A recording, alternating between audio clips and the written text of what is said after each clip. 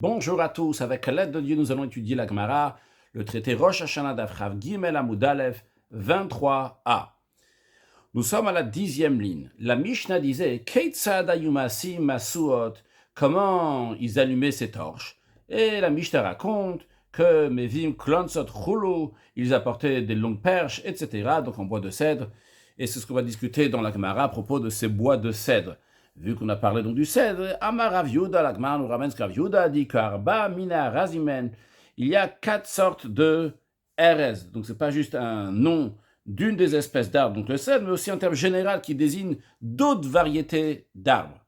Lesquels? Erez, Katom, Etz Shemen, ou broche, et le broche. Je n'ai pas de traduction. La Gemara va donner des explications dans la suite, mais on les appelle Katom, Etz Shemen et broche en plus du Erez. Katom, c'est quoi? Amarav, Rav il a dit, c'est Adra ou Hydra. Donc c'est un arbre qui s'appelle Adra, qui vient du langage donc de l'arbre Eder. Rashi, Amarav, Rav il a dit que c'est Hydra.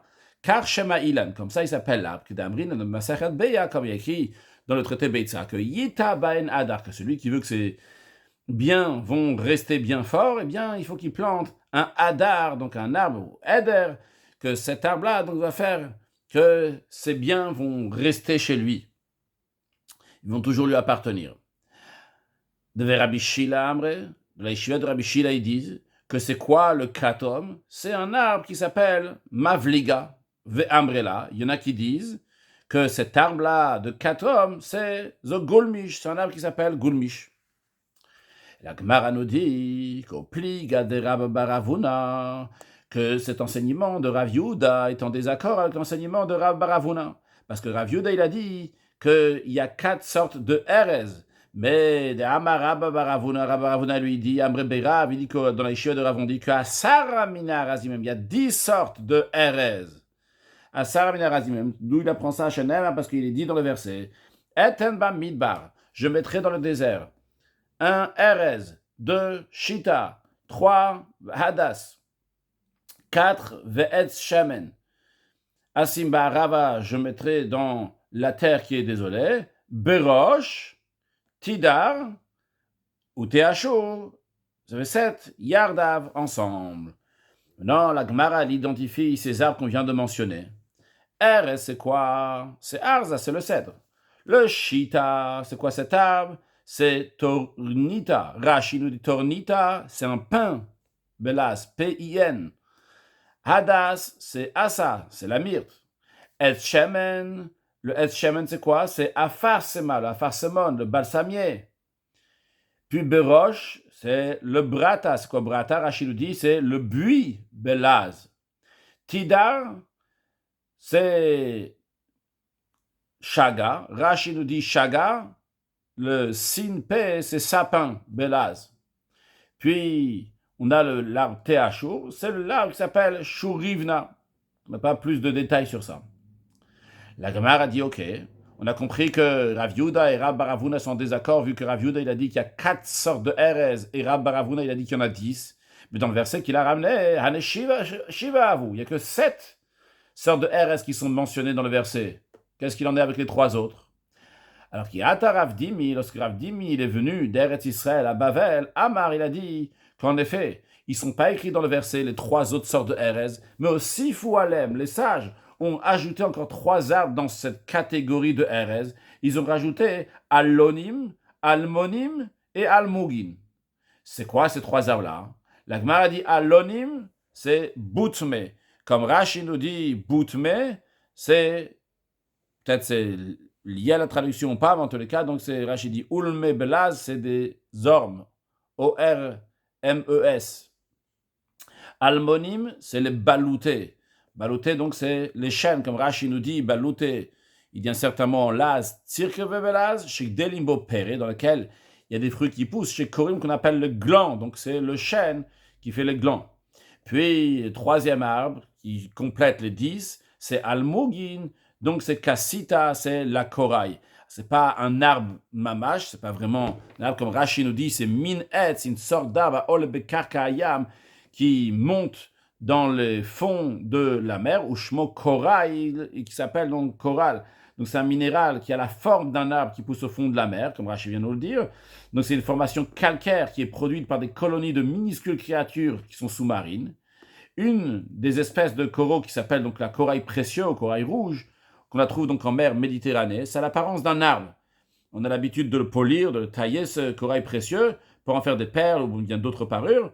Et donc la corale n'est pas un arbre au sens botanique du terme, mais on le nomme ainsi parce qu'il a l'apparence d'un arbre.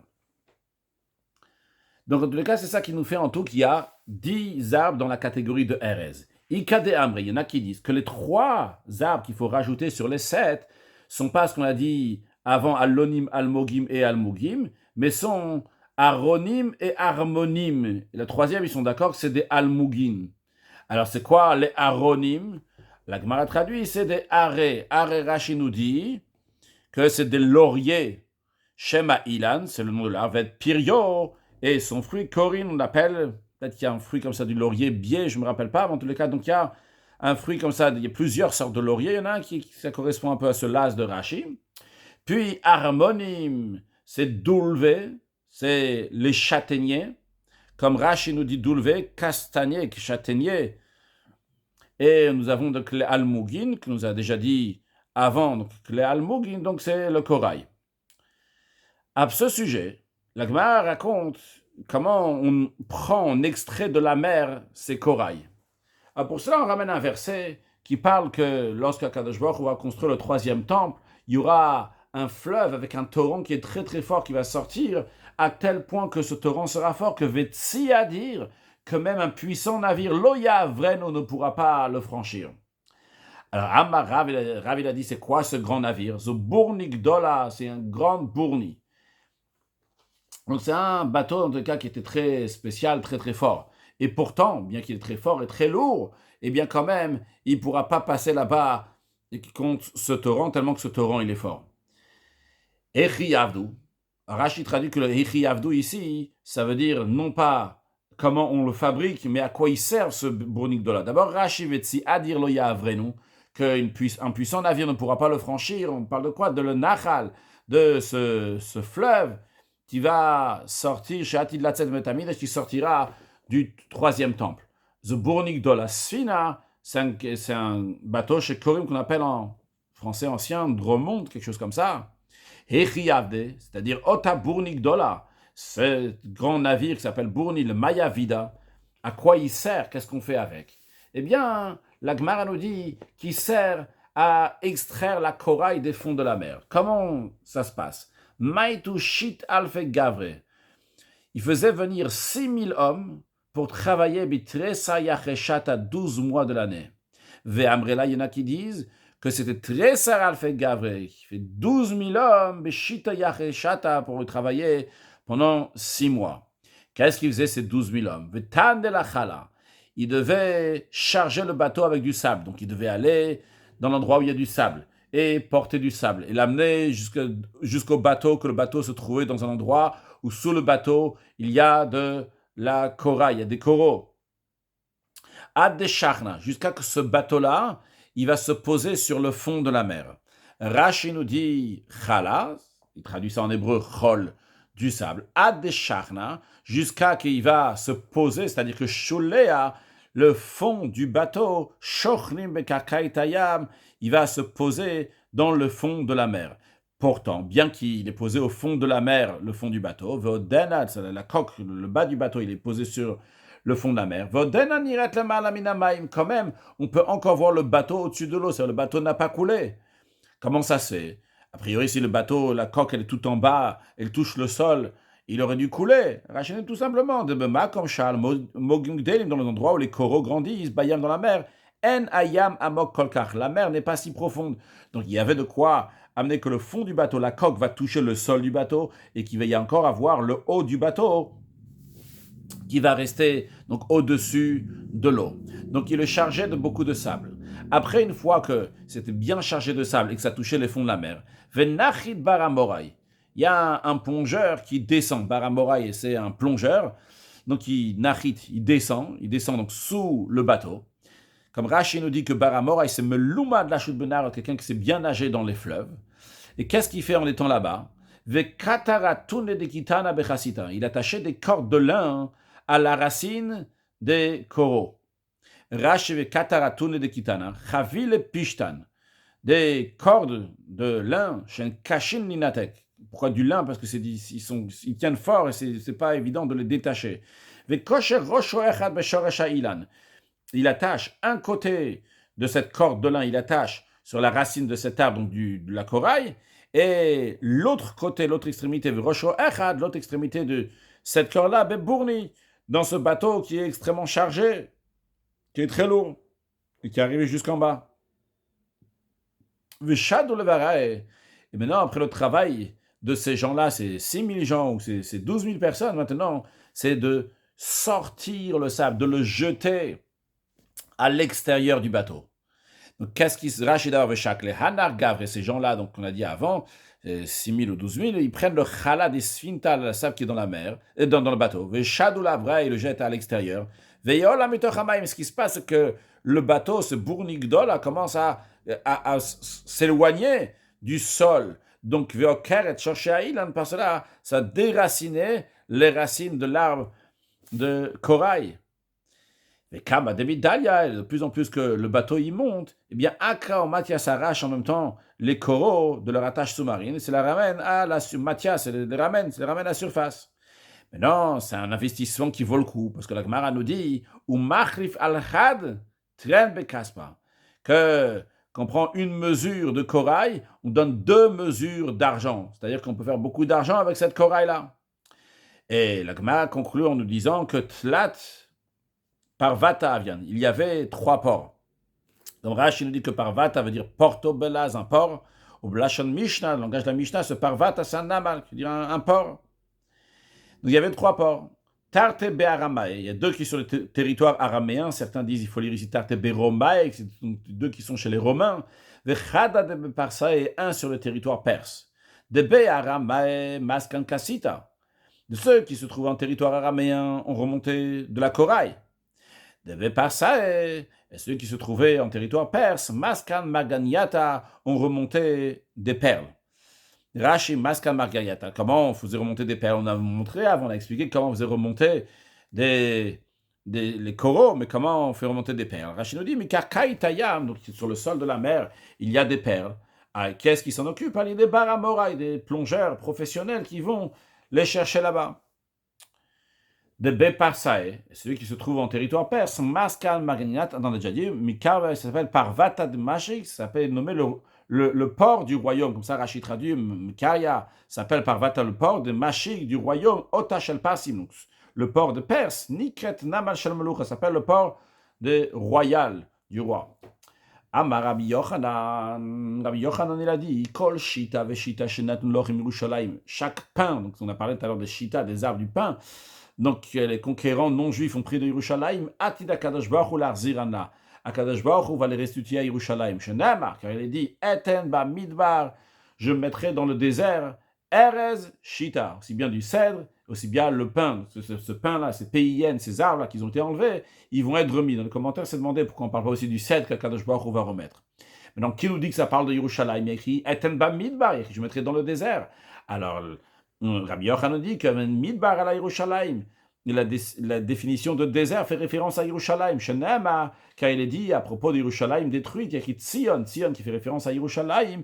Midbar Ayat est devenu un désert. Une autre explication. Rabbi Yochanan, il a dit, c'est une autre explication de Rabbi Yochanan qui n'est pas spécialement lié, c'est sûrement lié dans le sens profond, mais en tous les cas, vu que c'est Rabbi Yochanan qui a dit cet enseignement, il y a encore un autre enseignement de Rabbi Yochanan, quiconque étudie la Torah et ne l'enseigne pas aux autres, ressemble à un myrte qui est dans le désert. Parce que le myrte dans le désert, il est extraordinaire le myrte, il sent très très bon, mais il n'y a personne qui peut en profiter. Lui, il étudie la Torah, il n'enseigne pas aux autres, donc il n'y a personne qui en profite, il y a un désert autour de lui, il n'y a que lui qui sent bon. Il y en a qui disent que Rabbi Yochanan a dit autre chose à propos de ce myrte-là qui étudie la Torah dans le désert. Tout celui qui étudie la Torah, et il enseigne, dans un endroit où il n'y a pas d'érudit en Torah, et c'est lui donc qui diffuse la Torah là-bas. Rabbi Yochanan dit, il est extraordinaire cette personne. Domel hadas bamidbar. Il ressemble à un myrte dans le désert. Dans le désert, il n'y a pas de myrte. Et soudainement, il y a une myrte ici qui est là, une bonne odeur. Elle propage son odeur aux gens, de chaviv. Elle est appréciée parce que c'est très rare d'avoir cette bonne odeur dans le désert. Lui aussi, il se trouve dans un endroit où il n'y a pas beaucoup de Torah, il la diffuse.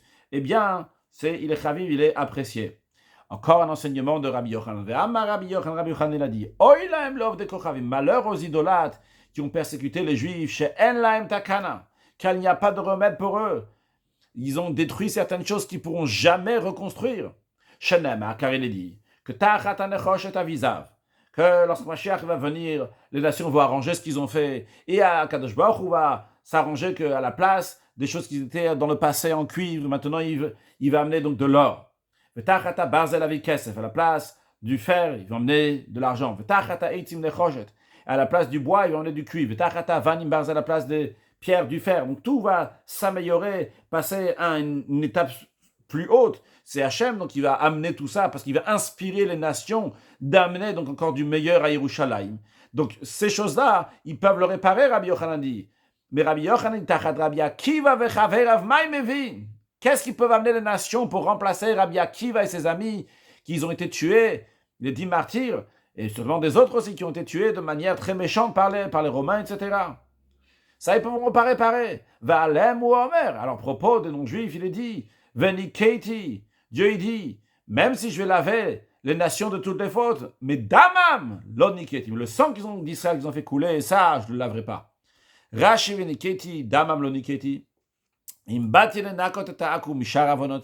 je veux venir pour nettoyer les nations de toutes les autres fautes, je vais les nettoyer des autres fautes, mais là, je ne vais pas les nettoyer du sang des juifs, de sang juif, ça n'a pas de prix, ça ne peut pas être remboursable. Conclure avec une halakha, c'est discuter lorsque Mashiach va venir, est-ce qu'on pourra mettre du fer dans le Beth Hamikdash? Le rabbi dit qu'on pourra mettre du fer dans le Beth Hamikdash. Dans le Beth Hamikdash d'avant, on ne pouvait pas mettre du fer, mais ça c'était dans l'époque de Galou, dans laquelle il y a une possibilité du fer qui amène la mort. Mais lorsque Mashiach va venir, il y aura du barzel, il y aura du fer de Gdusha. Et un sujet de Chassidut, on a ramené donc on parlait de l'arbre de Hydra, Eder, Adar, avec celui qui veut réussir, que c'est bien, ils vont le garder, ils vont planter un Hadar. Le sens simple dans la Gemara là-bas, dans Beitza, c'est que lorsque quelqu'un il plante un Hadar, ça a une renommée, c'est un arbre qui est très particulier, donc tout le monde sait que ça appartient, par exemple, à Reuven. Donc on ne pourra pas lui prendre son champ et lui dire « Ah, ça m'appartient », parce que tout le monde était au courant que ça appartient à lui. Après, il y a d'autres explications plus profondes. En tous les cas, quelqu'un a demandé au rabbi, sur la preuve qui est ramenée dans la Gemara là-bas, il y a écrit que, dont on sait que le Hadar, il va tenir, etc., parce qu'il y a écrit Adir Bam Marom Hashem, que Hashem, il est fort, Bam Marom, dans les cieux. Alors cette personne, elle a dit, Rabbi, pourquoi dire Bam Marom Hashem? Pourquoi la force de Dieu ici? Il en a besoin de cette force-là, elle a besoin d'être ici. Donc c'est surtout basé à ce que le Rabbi a dit là-bas, il a parlé donc de la Simcha, que la Simcha, donc c'est lié avec le mot de Hadar, et Simcha, donc ça enlève tous les doutes. Il a demandé au Rabbi que les doutes, c'est ici-bas, c'est pas Bam Marom, c'est pas dans le ciel. Alors le Rabbi, il a expliqué que quand on est face à Amalek, c'est la même valeur numérique que le safek, que le doute. C'est une chutzpah, c'est une audace, il n'y a pas de raison, c'est juste comme ça, il vient embrouiller. Et il y a les 7 nations, il y a la possibilité donc de courber, de changer en bien, ça représente les 7 attributs. Mais en ce qui concerne Amalek, lui, c'est une orgueil qui est au-delà de la compréhension, qui dépasse la compréhension. Eh bien, quand c'est une si gravité, donc c'est si mauvais que ça, comme le Amalek, ça, il y a besoin d'une force qui vient Bamar d'un niveau très très haut.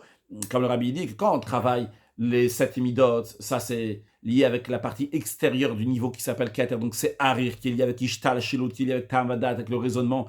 On peut travailler avec quelque chose qui est lié avec la nature. Par contre, quand il s'agit de Amalek, ça a besoin d'un niveau qui est très très haut du Marom. C'est quoi? C'est Atik, c'est le niveau profond de Keter pour nous enlever le Safek, pour nous enlever le doute, pour effacer Amalek. Ce qu'on fera très prochainement, tous ensemble, avec le Melech HaMashiach qui va se dévoiler. Bekarov Mamash, une excellente journée.